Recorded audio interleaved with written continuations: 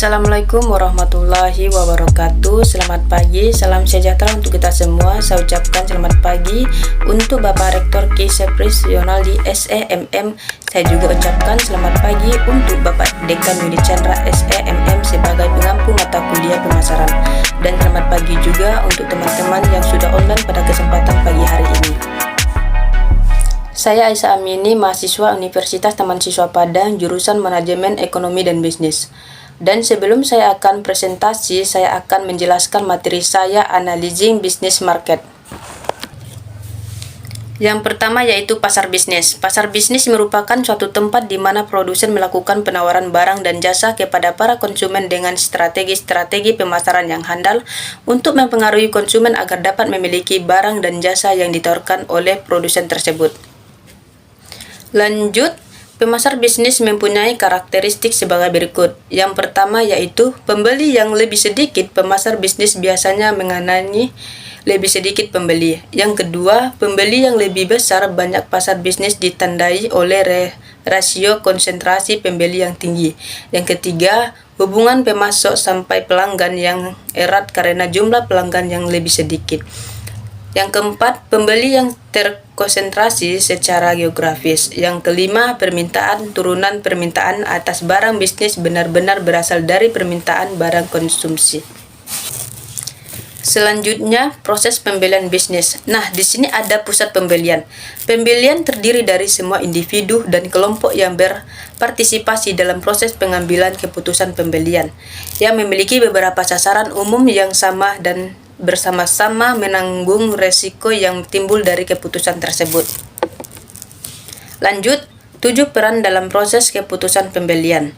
Yang pertama yaitu orang yang mempunyai kekuatan untuk mencegah penjual pencetus adalah pengguna atau orang lain dalam. Yang kedua, pemakai adalah mereka yang akan menggunakan produk atau jasa. Yang ketiga, memberi pengaruh, influencer adalah pihak ini merupakan orang yang mempengaruhi keputusan pembelian.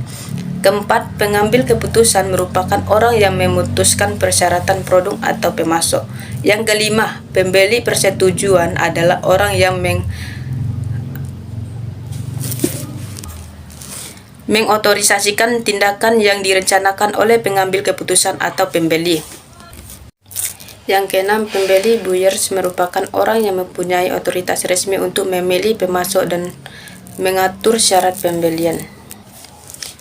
Yang ketujuh, penjaga gerbang GTK Press adalah orang yang mempunyai kekuatan untuk mencegah penjual. Selanjutnya, pengaruh pusat pembelian. Pusat pembelian biasanya meliputi beberapa peserta yang memiliki minat, otoritas, status, dan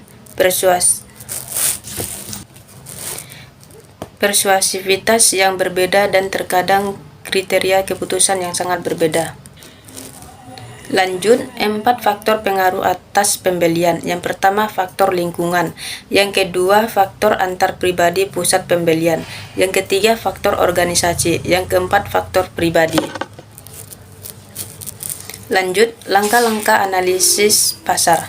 Yang pertama, menentukan pasar yang relevan. Yang kedua, menganalisa permintaan primer.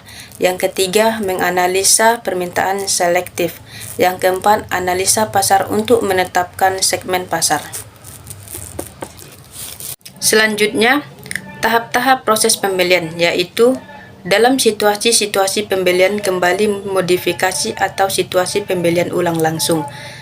Beberapa tahap dipadatkan atau dilewatkan. Menurut Robinson dan rekan mengidentifikasi 8 tahap proses pembelian industri, Dana menamakan ke-8 tahap itu fase pembelian. Yang terakhir, manfaat analisa pasar.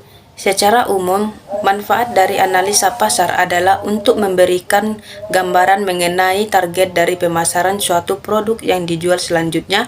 Perusahaan dapat melakukan pengembangan posisi produk dan strategi pemasaran marketing untuk setiap produk yang bersangkutan. Perlu diketahui bahwa ada manfaat penting yang didapat setelah melakukan langkah-langkah analisa pasar.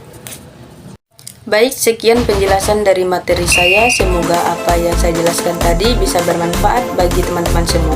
Oke teman-teman, jangan lupa subscribe, like, dan komen di bawah ini ya. Saya akhiri, wassalamualaikum warahmatullahi wabarakatuh.